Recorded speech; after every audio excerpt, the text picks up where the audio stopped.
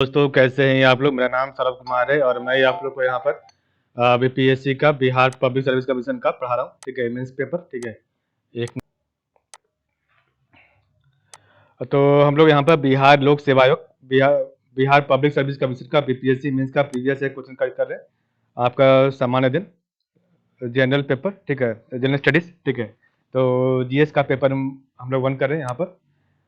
Paper 1 आपका जो है और इसका सेक्शन 2 राष्ट्रीय तथा अंतर्राष्ट्रीय महत्व के वर्तमान घटना चक्र के जो भी क्वेश्चन आपके पूछे गए हैं पिछले 5-6 सालों में, उसी को हम लोग यहाँ पढ़ रहे हैं। ठीक है, और इसका सेक्शन 1 हमने कल पढ़ लिया। सेक्शन 1 हमने पूरा कंप्लीट कर लिया। ठीक है, तो चलिए स्टार्ट करते हैं आज का हमारा सेक्शन 2 जीएस पेपर सेक्शन 2 का जो आपका राष्ट्रीय तथा अंतर्राष्ट्रीय महत्व के वर्तमान घटना चक्र। और इसका हम क्वेश्चन पढ़ेंगे 3 नंबर, जो कि आपकी 64वीं बीपीएससी मुख्य परीक्षा 2019 से क्वेश्चन पूछा गया था। ठीक है, तो क्वेश्चन 3 था आज है संयुक्त राष्ट्र यूनाइटेड नेशन टिकाऊ विकास समाधान नेटवर्क। तो टिकाऊ विकास समाधान नेटवर्क के अनुसार सुखदायिता के समर्थक प्रमुख सूचकों की समीक्षात्मक आलोचना कीजिए। ठीक है, तो इसके बारे में आप बताइए। ठीक है, तो आज का हमारा क्वेश्चन नंबर 3 होगा। तो देखिए आपके सामने क्वेश्चन आ गया 3। संयुक्त राष्ट्र टिकाऊ विकास समाधान नेटवर्क के अनुसार सुखदायिता के समर्थक प्रमुख सूचकों की समीक्षात्मक आलोचना कीजिए। और ये आपका 64वां बीपीएससी 2019 में क्वेश्चन पूछा गया था। ठीक है, तो मार्च 2019 में सतत विकास समाधान नेटवर्क, तो सतत विकास समाधान network sustainable development solution network SDSN ने वैश्विक खुशहाली रिपोर्ट 2019 जारी की है। और इस रिपोर्ट में SDSN की वैश्विक खुशहाली रिपोर्ट में 156 देशों को शामिल किया गया है। रिपोर्ट के अनुसार सबसे खुशहाल देशों में फिनलैंड लगातार दूसरे वर्ष शीर्ष स्थान पर है। दूसरे और तीसरे स्थान पर क्रमशः डेनमार्क और नॉर्वे है। ठीक है, तो मार्च 2019 में आपका सतत विकास समाधान network sustainable development solution network SDSN। ठीक है, तो SDSN ने वैश्विक खुशहाली रिपोर्ट 2019 जारी किया। और इस रिपोर्ट में SDSN की वैश्विक खुशहाली रिपोर्ट में 156 देशों को शामिल किया गया। और रिपोर्ट के अनुसार सबसे खुशहाल देशों में फिनलैंड लगातार दूसरे वर्ष शीर्ष स्थान पर है।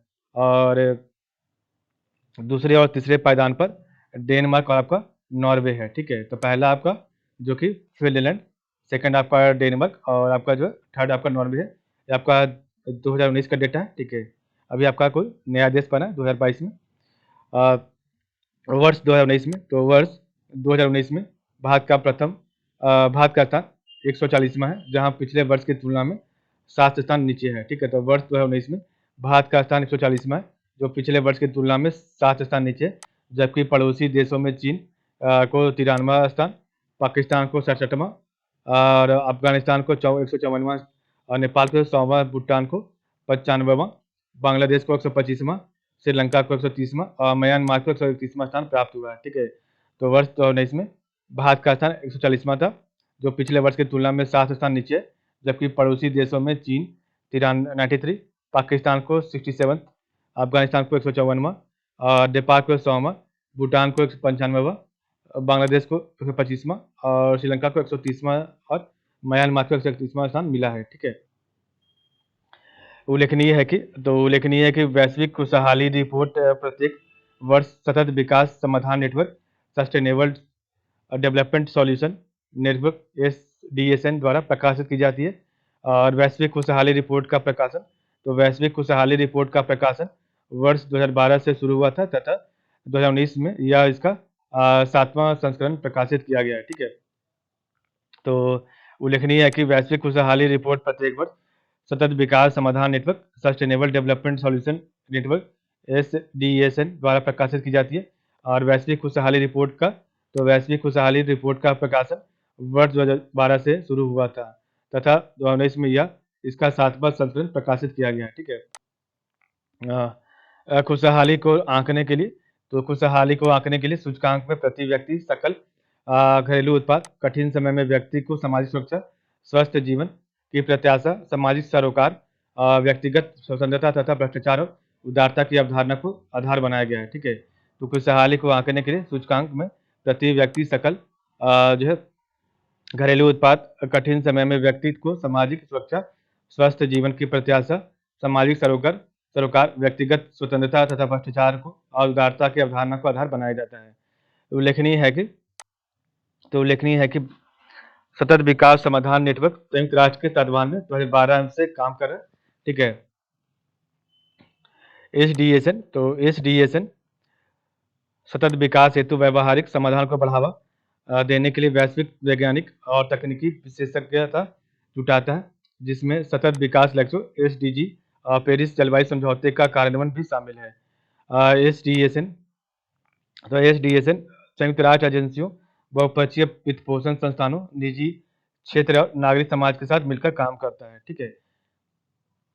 तो एसडीएसएन सतत विकास हेतु व्यवहारिक समाधान को बढ़ावा देने के लिए वैश्विक वैज्ञानिक तथा और तकनीकी विशेषज्ञता जुटाता है, जिसमें सतत विकास लक्ष्यों एसडीजी और पेरिस जलवायु समझौतों को कार्यान्वयन भी शामिल है।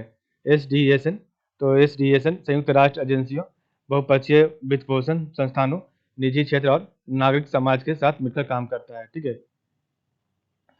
एसडीएसएन सुखदायिता के समर्थक प्रमुख सूचकों की समीक्षात्मक आलोचना।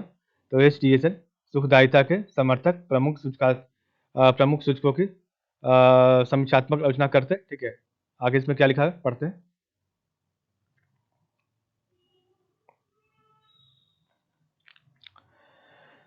तो सतत विकास समाधान नेटवर्क द्वारा जारी विश्व खुशहाली रिपोर्ट 2019 के संदर्भ में भारत की स्थिति की बात करें तो हम पाते हैं कि भारत इस रिपोर्ट में 140वें स्थान पर रहा, जो पिछले साल के मुकाबले 7 स्थान नीचे है, 7 पायदान नीचे चला गया। ठीक है। पिछले साल यह 133वें स्थान पर था। इसका तात्पर्य यह है कि भारत में लोग इतने खुशहाल नहीं है जितने कि अन्य देशों में है। यहाँ तक कि कई पड़ोसी देश भी खुशहाली में हमसे आगे हैं। और रिपोर्ट से यह भी स्पष्ट होता है कि भारत में लोगों में चिंता, उदासी और क्रोध सहित नकारात्मक भावनाओं में वृद्धि हुई है। ठीक है। समग्र रूप से विश्व में 6ठे स्थान पर होते हुए भी सकल घरेलू उत्पाद के संदर्भ में भारत में प्रति व्यक्ति घरेलू उत्पाद अत्यधिक कम है। ठीक है। इससे यह भी स्पष्ट होता है कि भारत में आर्थिक असमानता व्यापक पैमाने पर मौजूद है। ठीक है। यहाँ आर्थिक असमानता इकोनॉमिक इनइक्वालिटी के आधार पर भारत और इंडिया डिवाइड की अवधारणा उभरी है। एक रिपोर्ट के अनुसार भारत के 10% लोगों को एक रिपोर्ट के अनुसार भारत के 10% लोगों के पास लगभग 70% संपत्ति विद्यमान है। ठीक है। इससे स्पष्ट है कि लगभग 90% लोगों का जीवन स्तर समान या समान से कम है। ठीक है। तो यहाँ आर्थिक असमानता के आधार पर ही भारत और इंडिया डिवाइड की अवधारणा उभरी है। एक रिपोर्ट के अनुसार भारत के 10% लोगों के पास लगभग 70% संपत्ति विद्यमान है, और इससे स्पष्ट है कि लगभग 90% लोगों का जीवन स्तर समान या समान से कम है। ठीक है। भारत में सामाजिक सुरक्षा की अनेक योजनाएं एवं कार्यक्रम संचालित किए जा रहे हैं, लेकिन इनका लाभ सीमित लोगों को ही मिल पाया है। इसका कारण भारत में विद्यमान भ्रष्टाचार, अनैतिकता आदि की समस्याएं विद्यमान होना है। ठीक है। सार्वजनिक वितरण प्रणाली जैसी योजनाओं में लीकेज की बड़ी समस्या जो है जिसके कारण इसका लाभ अपेक्षित वर्ग तक नहीं पहुंच पाता है। मध्यस्थों की बड़ी संख्या होने के कारण भी योजनाओं का ना तो उचित कार्यान्वयन हो पाता और ना ही इसका लाभ समाज के अंतिम व्यक्ति को मिल पाता है। भारत में जीवन प्रत्याशा भी संतोषजनक नहीं है। जापान जैसे देश जहां जीवन प्रत्याशा 82 वर्ष के आसपास है, वहीं भारत में यह 67 वर्ष ही है।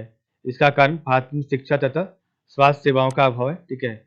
भारत में स्वास्थ्य सेवाएं उच्च स्तर की नहीं है तथा एक बड़ा तबका अच्छे स्वास्थ्य और गुणवत्तापूर्ण स्वास्थ्य सेवाओं की उपलब्धता से वंचित है।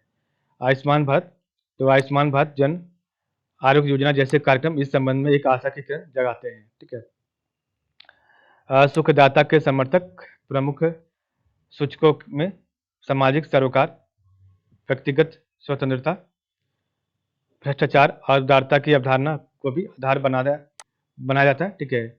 और इस संदर्भ में भी भारत की स्थिति अच्छी नहीं मानी जा सकती है। अनेक प्रयासों के बावजूद भारत में ऊपरी भ्रष्टाचार की समस्या आज भी बड़े पैमाने पर विद्यमान है। सार्वजनिक क्षेत्र के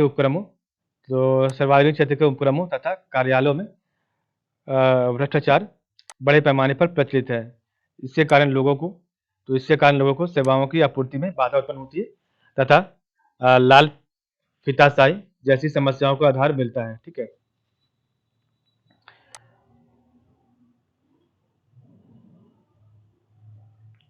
भ्रष्टाचार के कारण रिश्वतखोरी जैसी समस्या भी उत्पन्न होती है। लोगों को समय पर सेवाओं की आपूर्ति नहीं हो पाती है तथा उन्हें सरकारी कार्यालयों में अधिकारियों की उदासीनता का सामना करना पड़ता है।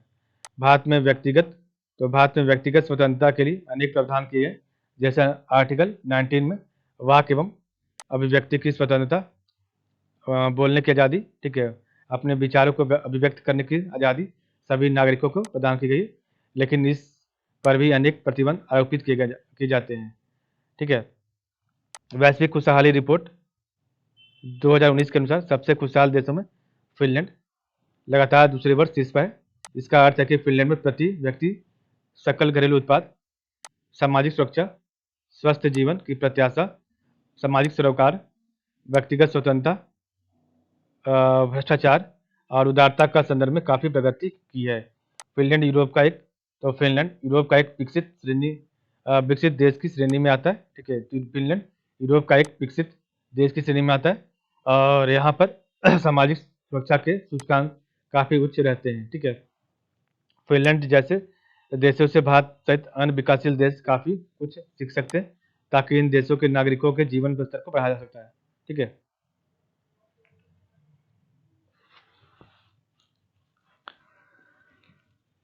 चिंता की बात यह है कि भारत अपने से पिछड़े तथा गरीब देशों जैसे पाकिस्तान, अफगानिस्तान, भूटान, बांग्लादेश, श्रीलंका, म्यांमार आदि से भी पीछे है। ठीक है।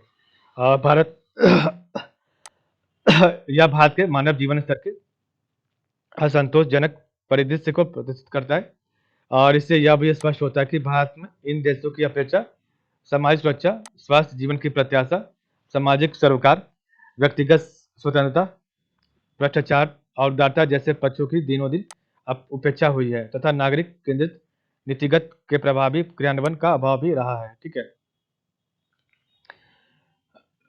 स्पष्ट है कि संयुक्त राष्ट्र विकास समाधान नेटवर्क द्वारा वैश्विक खुशहाली रिपोर्ट जारी करने का प्रमुख उद्देश्य लोगों के जीवन स्तर को ऊपर उठाना है और लोगों द्वारा सामना की जा रही विभिन्न समस्याओं जैसे भ्रष्टाचार, सामाजिक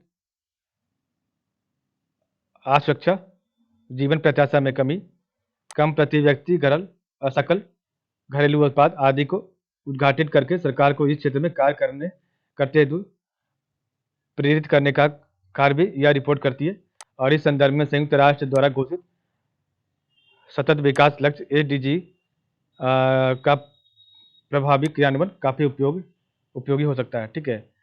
तो इस प्रकार में पढ़ा आज का वीडियो। तो आज के लिए बस था ही। आप लोग का बहुत बहुत धन्यवाद। ठीक है।